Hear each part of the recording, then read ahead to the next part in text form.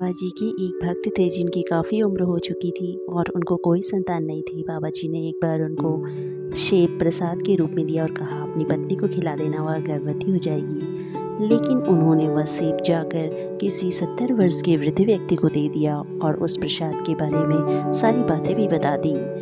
आगे क्या हुआ? क्या बाबा जी का आशीर्वाद फलीभूत हुआ? आगे की कहानी जानने के लिए चैनल में बने रहिए। चैनल को सपोर्ट करिए, लाइक कमेंट शेयर करिए।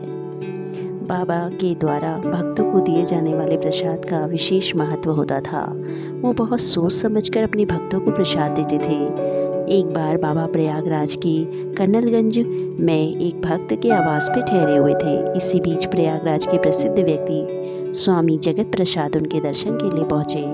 वह साथ में बहुत सी मिठाइयाँ और फल लेके आए थे। जब वो जाने लगे तो बाबा जी ने एक सेब उठाकर उन्हें दे दिया और बोले, इसे अपनी पत्नी को खिला देना, तुम्हें संतान की प्राप्ति होगी। जगत प्रसाद सेब का प्रसाद लेकर हाथ में बाहर गए और सोचने लगे, इस 60 की उम्र में मैं अगर संतान मेरी होती है तो मैं उसे कैसे पालूंगा? जब वह बच्चा बड़ा होगा तब तक तो मैं वृद्ध हो जाऊंगा।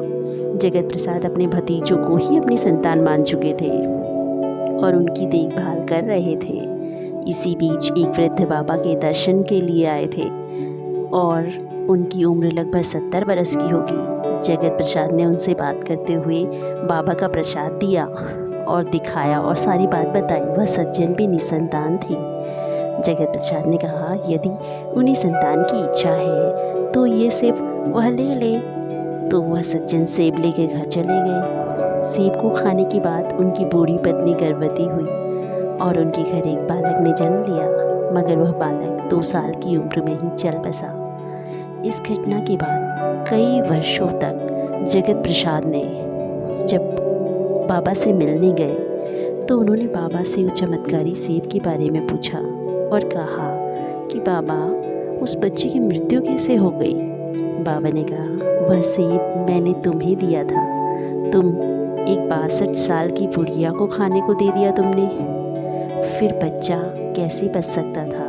बाबा ने कहा, आशीर्वाद जिस भक्त के लिए होता है वह उसी के लिए फलीभूत होता है और किसी दूसरे को वह आशीर्वाद देने के लिए नहीं होता।